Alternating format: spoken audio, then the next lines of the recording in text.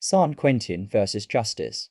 A prison that outlived its purpose, San Quentin State Prison wasn't just built to hold criminals. It was built to make a statement. Opened in 1852, San Quentin is California's oldest prison, and for decades, it symbolized the harshest side of American justice. This is where the state carried out executions, where death row became a destination, not a deterrent, and where punishment often came before truth. For years, San Quentin housed the largest death row population in the United States. Hundreds of men waited, sometimes for decades, inside cells the size of a parking space. Some would die of old age before their cases were ever resolved. And here's the part critics can't ignore. Over 30 death row inmates connected to San Quentin were later exonerated. Men sentenced to die, who were actually innocent. Wrongful convictions, coerced confessions, drug science, inadequate legal defense. San Quentin didn't create these failures, but it became the place where all of them collided. In the 1970s and 80s,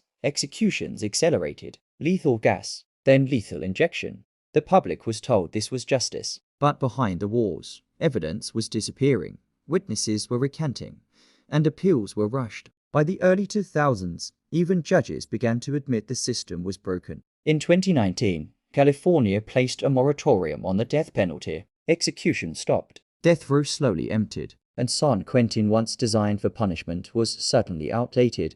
Critics now argue the prison represents everything wrong with mass incarceration, overcrowding, racial disparities, mental illness untreated, rehabilitation ignored. Today, San Quentin is being reconsidered not as a place of death, but as a place of reform. Education programs, restorative justice, rehabilitation over retribution. But the question remains, if a prison built on punishment must now be rebuilt to serve justice, was it ever serving justice at all? This isn't just the story of a prison. It's the story of a system forced to confront its own mistakes. If stories like this matter to you, subscribe for more real crime history.